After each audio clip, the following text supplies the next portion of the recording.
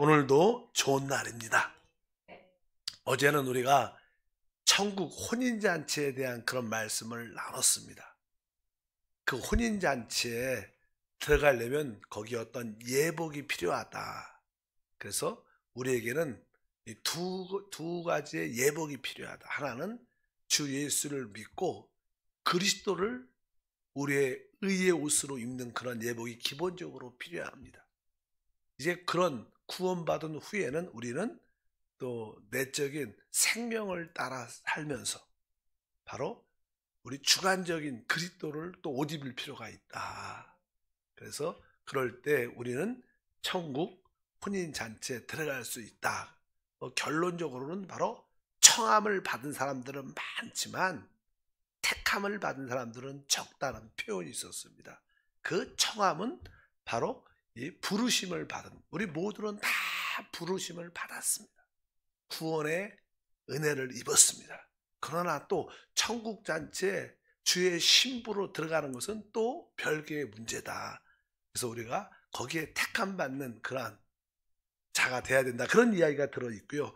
그 다음에 그 22장이 그런 이야기입니다. 근데 22장 한 중간부터는 이제 항상 우리 주님은 이 땅에 오셨을 때 뭐 신랑으로 오시고 그리스도로 오시는데 보통 사람들은 이 핵심적인 그리스도에 대한 인식이 약합니다. 그래서 뭐 정치나 어떤 종교나 사회적인 것이나 또 자기들의 어떤 선함이나 아니면 성경적인 어떠한 가르침 이런 거에 집중을 많이 합니다. 그래서 진짜 우리가 그리스도를 만나고 체험하는 게 아주 중요하다는 것을 분명히 알아야 됩니다. 그래서 여기 보면 천국의 잔치에 참여하지 못하는 많은 사람들의 어떤 예를 우리에게 보여줍니다. 첫 번째 예가 이제 바리새인과 특별히 헤롯 당원들에 대한 예입니다. 원래는 바리새인들은 종교적인 모임을 갖는 종교당. 그러나 헤롯 당원들은 이 정치당이다. 정치에 관심 있는 사람들, 정치. 원래 사이가 안 좋죠. 그래서 이 로마 정권 아래 있었기 때문에 뭐 헤롯 당원들은 정치적으로 힘이 있었고 또 종교적으로는 이 바리새인들이 힘이 있었는데 원래 사이가 안 좋고 늘 투쟁적인 그런 관계가 안 좋았는데 예수님을 잡아서 모함시키고 죽이려는 그런 마음을 가지니까 서로 안 좋아도 어떻게 서로 하나가 돼서 이제 예수님을 이렇게 술책에 집어넣으려는 그러한 질문을 가지고 찾아오게 됩니다. 22장 15절과 16절 그렇게 시작합니다. 이에 바리새인들이 가서 어떻게 하면 예수를 말에 올무에 걸리게 할까 상의하고 자기 제자들을 헤롯 당원들과 함께 예수께 보내어 말하되 선생이여 우리가 아노니. 그래서 이 바리새인들과 이 헤롯 당원들이 예수님을 올무에 집어넣기 위해서 나름대로 아주 지혜를 짜낸 거죠. 일단은 우리가 놀란 질문을 하나 해서 이 종교적인 입장에서 거부를 하게 되면 또 이 유대인들에게 종교인들한테 붙잡히게 되고 또 이제 정치적으로 로마 정부에 대해서 이렇게 세금 같은 걸 잘 안 내게 되면 또 그 정치적으로 붙잡히게 되니까 이 둘 중에 하나밖에 하나는 선택할 수밖에 없고 하나는 걸 수밖에 없다. 그래서 그들이 놀란 질문을 가지고 왔는데 이제 17절에 이렇게 질문합니다. 그러면 당신의 생각에 어떠한지 우리에게 이르소서. 가이사에게 세금을 바치는 것이 옳으니까 옳지 아니하니까. 이렇게 질문합니다. 가이사에게 세금을 바치는 게 옳느냐 옳지 않느냐 이란 질문을 합니다.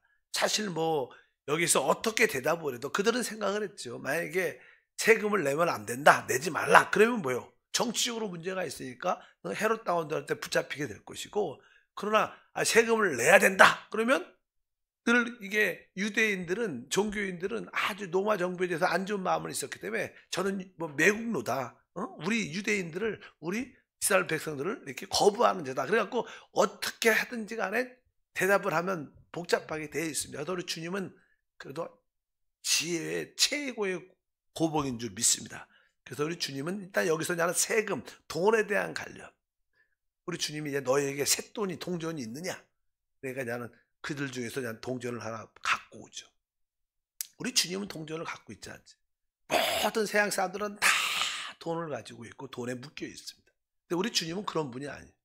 우리 주님은 돈을 갖고 계시지 않았어요. 그래서 주님께서 벌써 너에게 쇳돈 동전이 있느냐 이 말을 했을 때 그들이 자기네 주머니에서 동전을 꺼냈을 때 이미 그들은 패배한 거. 예, 이 모든 사람들은 다 그런 돈에 붙잡혀 있다는 것을 여기 상징하는 그런 의미도 있습니다. 그러면서 그 이 동전에 누구 화상이 있느냐. 거기에 뭐 사실 보니까 거기 황제의 화상이 있으니 가이사의 가이사라는 게 황제라는 뜻이니까 그 황제의 화상이니까 주님께서 말하죠. 이 가이사 것은 가이사에게, 하나님 것은 하나님에게. 진짜 놀라운 대답을 딱 하니까 이 그룹들이 입이 딱 벌어져 할 말이 없고 더 이상 할 말이 없다고 말씀을 합니다. 이렇게 21절에 이르되 가이사 것은 갈 거이다. 그러니까 이게 동전을 물어본 거니까 이제 그 동전 화상이 누구 얼굴이냐? 가이사 것이다. 이르시되 그런즉 가이사 것은 가이사에게, 하나님 것은 하나님께 바치라.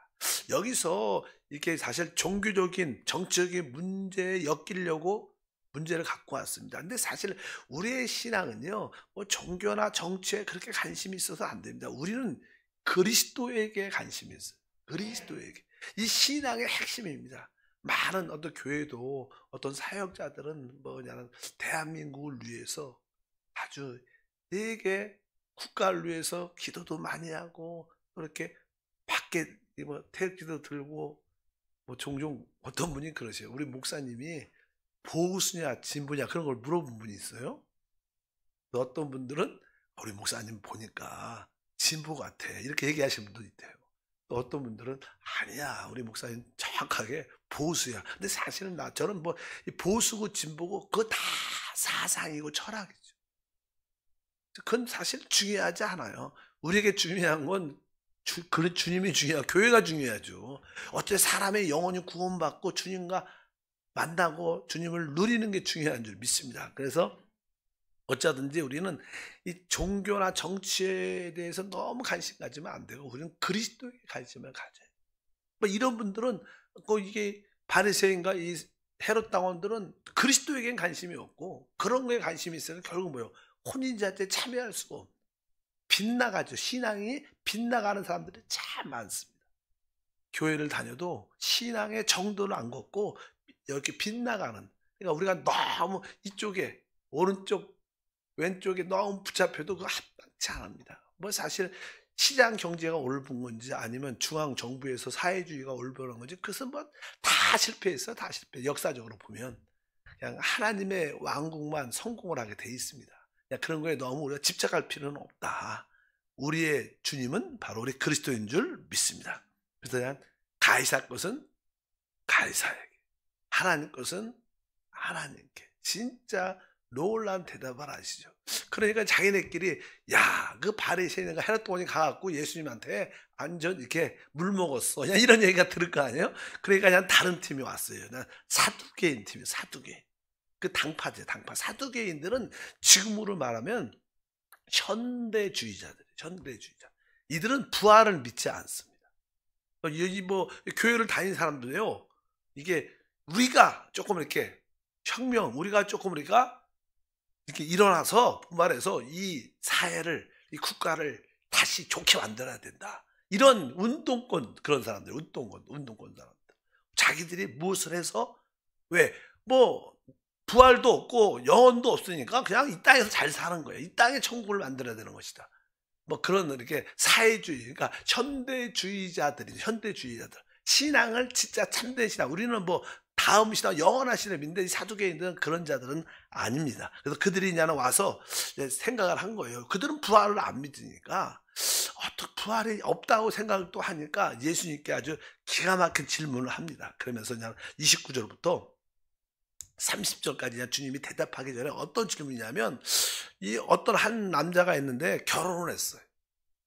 근데 당연하게 그 남자 가정에서 결혼하면 그 아내는 바로 아들을 낳아야지 그 가문을 이룰 수 있는데 자식을 낳지 못하고 그냥 남자가 죽어버렸어요. 그러면 그 가문을 위해서 만약에 남동생이 있다. 그러면 남동생하고 그 형수하고 다시 결혼해갖고 자식을 낳아줘야 돼.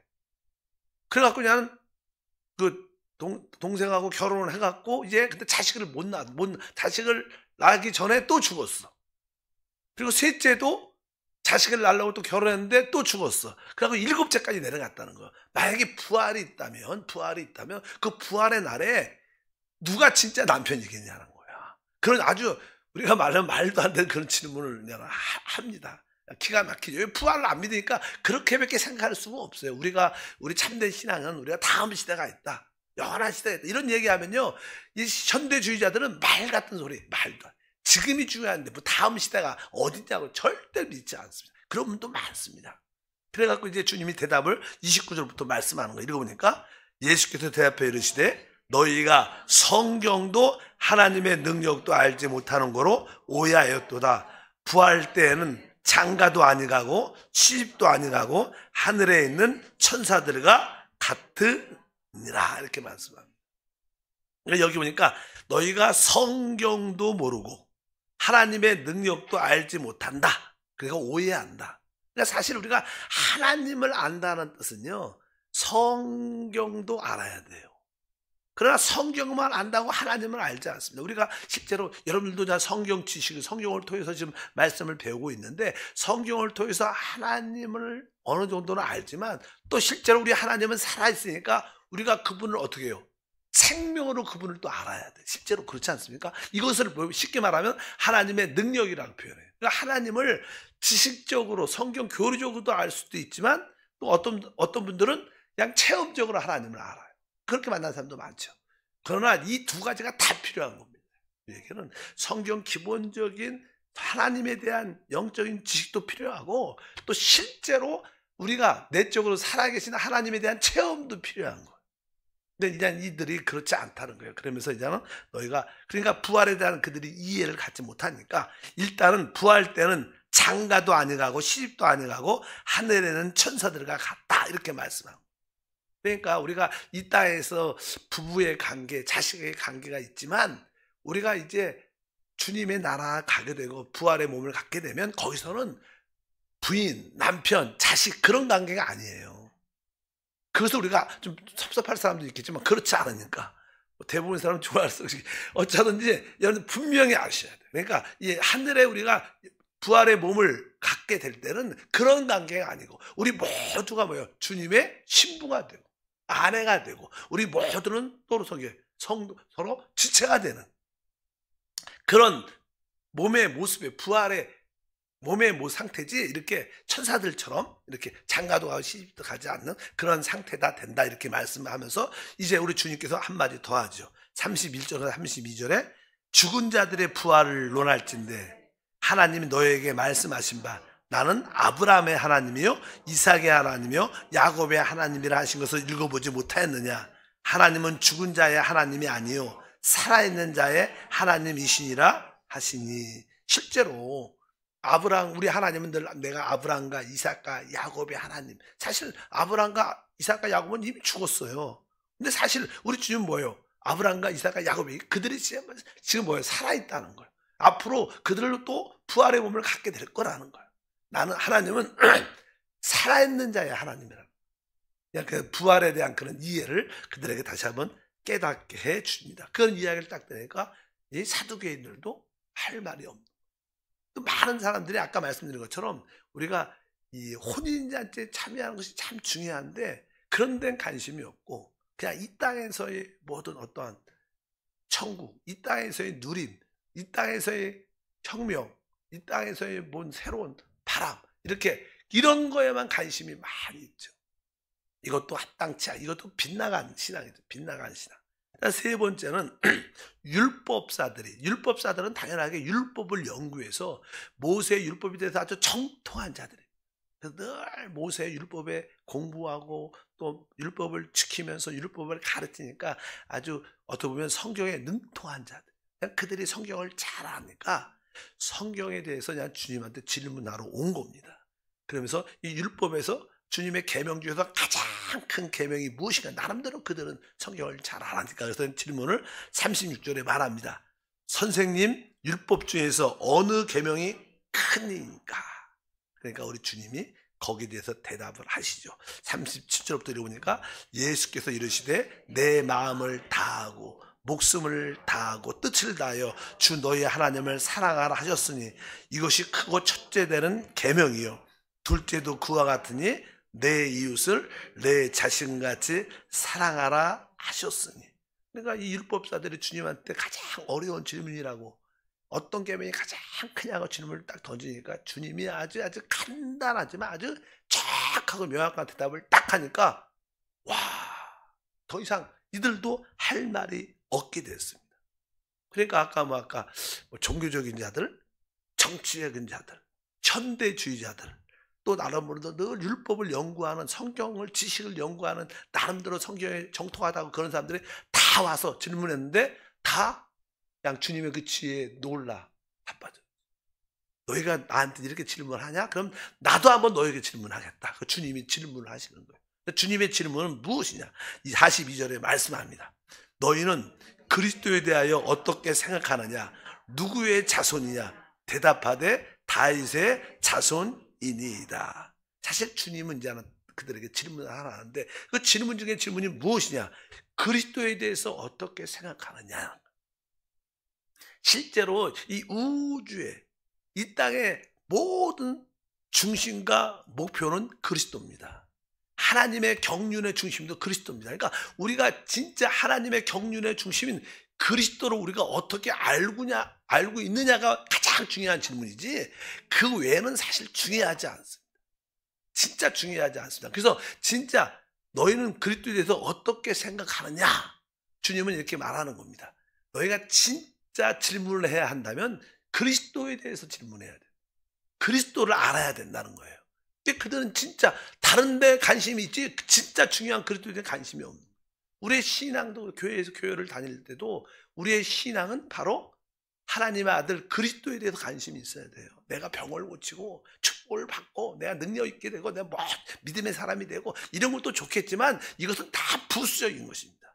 우리가 그 그리스도를 진짜 나의 생명으로, 나의 능력으로, 나의 모든 것으로 체험하는 게 사실 신앙의 핵심인데 우리가 그것에서 벗어나면 안 된다. 그래서 우리가 가야 될 길은 그게 바로 그리스도의 길인 줄 믿습니다. 주님이 그리스도에 대해서 질문하면서 그냥 그렇게 말하죠. 그러면 그 그리스도가 누구의 자손이냐? 이렇게 대답하니까 대답은 잘해요. 당연히 성경 예언에 다윗의 자손입니다. 이렇게 대답을 딱 합니다. 다윗의 자손이다. 그러니까 다윗의 그냥 후손으로 온다는 거죠. 그러니까 이제 주님이 거기에 대해서 질문을 다시 한번 하죠. 43절과 44절에 이르시되 그러면 다윗이 성령에 감동돼 어찌 그리스도를 주라 칭하며 말하되 주께 이르시되 내가 내 원수의 내 발 아래 둘 때까지 내 우편에 앉아 있으라 하셨도다 하였느니라. 사실 이 다윗이 이제는 성령이 충만하여 그리스도를 보게 되죠. 그리스도 주님을 보게 되죠. 그래서 나는 그 음성을 듣는데 주께서 내 주께 이르시되 이렇게 말합니다. 내가 내 원수의 내 발 아래 둘 때까지 내 우편에 앉아 있으리라 하였도다. 이 의미는 사실 우리 그리스도는 다윗의 후손으로 오신 거예요. 다윗의 후손. 그러니까 그런 뜻이죠. 그러니까 예를 들어서 쉽게 말하면 이 다윗을 통해서 그리스도가 태어났으니까 다윗은 그리스도의 할아버지 같은 할아버지. 그러죠? 그 자식으로 씨로 나왔으니까 다윗의 씨를 통해서 그리스도가 왔으니까. 그러니까 그리스도가 볼 때는 다윗은 누구예요? 할아버지. 근데 그 자손이 야는 그 할아버지가 그리스도에게 자기의 어떤 손자라고 표현하면 자기 손자한테 주님이라고 부르는 거예요. 주님이라고 부르는 거죠. 어떻게 할아버지가 자기 손자한테 주님 이렇게 부를 수 있냐 이 뜻이에요. 쉬운 말은 질문이. 그러니까 왜 성령에 감동돼서 바로 그리스도를 주라고 부르는 거예요. 근데 이제는 원래 우리 주님은 다윗의 씨로, 우리 그리스도가 다윗의 손자로 온다. 그 씨로 온다는 거예요. 그러니까 어떻게 그렇게 부를 수가 있느냐 이렇게 질문하니까 그들이 ቃ우뚱하죠. 말이 안 되죠. 어떻게 할아버지가 손자한테 주님 이렇게 부르겠어요. 그러니까 여기서 우리가 알 수 있는 우리 그리스도는 사실 놀라운 분입니다. 그분은요 아까 말씀드렸지만 원래 하나님이셨어요. 근데 그분은 뭐예요? 사람으로 오셨어요. 근데 그분의 인격은 바로 하나님이자 뭐예요? 사람이죠. 그래서 신성과 인성을 가지신 분이에요. 그러니까 그분은 사람의 면에서는 다윗의 자손이 될 수 있어요. 그러나 그분 안에는 또 뭐예요? 하나님의 요소는 그분은 주님이신 거예요. 그분은 놀라운 인격을 갖고 계시죠. 우리가 그분은 진짜 근데 결국 하나님과 사람의 연합된 분인데 결국 우리들도 결국 뭐예요? 지금 우리가 주 예수를 믿으면 그 하나님의 생명을 우리가 영접했기 때문에 우리도 사실은 뭐예요? 사람이지만 또 우리 안에도 뭐가 있어요? 영 안에 하나님이 와 계셔요. 요소를 갖고 있어요. 결국 우리는 그런 모습으로 갖게 될 겁니다. 그래서 그런 뜻으로 예수님의 그 인격이 신성과 인성을 같이 계시고 그 인성에서는 그분이 뭐예요? 바로 다윗의 손자 시로 오셨겠지만 바로 신성에서는 바로 그 그리스도는 다윗의 주님이 되는 거예요. 그런 뜻으로 나는 우리 주님이 설명을 쭉 하죠. 그래서 우리가 22장 다시 44절을 보니까 주께서 내 주께 이르시되 내가 내 원수를 내 발 아래 둘 때까지 내 우편에 앉아있으리라 하였도다. 그러니까 이 말씀은 사실 시편에 있는 말씀을 이렇게 인용한 말씀이죠. 시편에 이렇게 기록되어 있었기 때문에 시편에 있는 말씀을 그대로 인용했는데 여기에 보면 내 우편에 앉아있을 것이다. 이것은 다른 뜻이 아니라 우리 주님은 이미 죽음과 부활을 통해서 하나님 보좌에 계시다는 거예요. 그것도 이 말씀 안에 다 함축되어 있죠. 계시되어 있죠. 주님이 죽으시고 부활하셔서 우편 하늘 보좌에 지금 앉아 계실 것이다. 그리고 그분은 또 다시 어떻게 해요? 오시죠. 재림하잖아요. 그냥 그 앞에 있는 게 그겁니다. 내 원수를 내 발에 둘 때까지. 이건 뭐예요? 주님이 다시 오셔서 이 땅을 다시 하늘나라를 세울 때까지 원수를 끝내고 사단을 결박하고 이제 무조건과 영원한 불못에 들릴 때까지가 주님의 재림한다는 다시 오셔서 일을 할 때까지. 그러니까 이 시편 말씀 안에도 주님의 뭐예요? 죽음과 부활과 승천이 기록되어 있고 주님의 재림이 다 포함되어 있는 단어들입니다. 그래서 이런 깊은 뜻이 이 시편 인용의 말씀에 다 들어있구나. 그러니까 우리가 이걸 통해서 그리스도가 어떠한 분인 걸 우리에게 계시하신 줄 믿습니다. 그것은 바로 인성에서는 그분이 다윗의 후손이지만 그분의 신성에서는 다윗은 그분을 주라고 부를 수밖에 없고 또 그분은 죽으시고 부활하시고 승천하시고 하늘 보좌에 계실 뿐만 아니라 또 다시 오셔서 모든 원수들이 다 그분 앞에 무릎을 꿇게 될 것이다. 이 땅에 하늘나라가 완전히 세워질 것이다. 이런 계시의 말씀을 우리 가운데 보여주시는 줄 믿습니다. 결론은 뭐냐면 바로 그리스도가 모든 거의 핵심이라. 그래서 우리가 성경을 읽으면 거기서 무엇을 그리스도를 발견해야 돼요. 그리스도로 적용이 돼야 돼요. 우리가 아니라 시편 같은 거예요. 주님은 다윗이 그런 고백이 아니에요. 주님은 나의 산성, 나의 요새. 그러니까 여러분들이 내가 저기에 피해야 된다 그러면 저 요새가 누구라는 거예요? 그리스도구나. 만약에 우리가 음식을 먹을 때 이거 나의 이 양식, 이 양식이 참된 양식은 누구라는 거예요? 그리스도라는 거예요. 우리의 모든 것은 다 그리스도를 설명하고 체험하기 위한 하나의 그림자고 예표라는 거예요. 성경의 핵심은 그리스도고 바로 그분의 몸인 교회를 설명하는 것이다. 그래서 우리가 이 그리스도와 교회의 길에서 빗나가지 말라. 여러분들도 오직 그리스도와 교회를 붙잡고 달려가면 우리는 진짜 혼인잔치를 누리는 최고의 축복을 갖게 될 것이다. 그럴 때 이 혼인잔치, 그분이 우리의 신랑으로 오시는 것도 깨달아지고 믿어지는 거예요. 이런 것을 모르면 그냥 사람들은 그냥 정치에 관심이 있고 종교적인 모습에 관심이 있고 어떤 분들은 은사에 관심이 있고 어떤 분들은 그냥 성경 공부에 관심이 있어요. 성경 지식도 살아있는 주님을 만나는 것보다 중요하지 않아요. 그래서 우리는 신앙이 뭐예요? 우리는 종교가 아니라 뭐예요? 살아있는 그리스도를 섬기는 거예요. 죽으시고 부활한 성령을 우리 안에 계신, 우리와 함께 하시고 우리 안에 교회와 함께 하신 그리스도를 우리가 섬기는 줄 믿습니다. 이것이 그냥 주님이 우리에게 보여주는 길이다. 그래서 그리스도 외에 빗나가지 말라. 신앙에 빗나가지 말라. 여러분들이 올바른 믿음의 길을 잘 가시기를 바랍니다. 그래서 그리스도는 하나님의 아들이다. 그리스도는 교회에 대해서는 뭐예요? 바로 건축하는 바로 모퉁이 돌도 되시고 또 유대인들에게는 예수님 때문에 그들이 실족했죠. 그래서 바로 그리스도는 유대인에게는 거칠은 돌이 되지만 믿지 않는 이방인들에게는 심판의 돌이 될 것이다. 그냥 그런 이야기가 쭉 기록이 되어 있고, 그리스도는 바로 우리의 모든 것이 되신다. 이것이 주님께서 우리에게 말씀하시는 내용인 줄 믿습니다. 살아있는 주님을 누리기를 축복합니다. 하나님 감사합니다.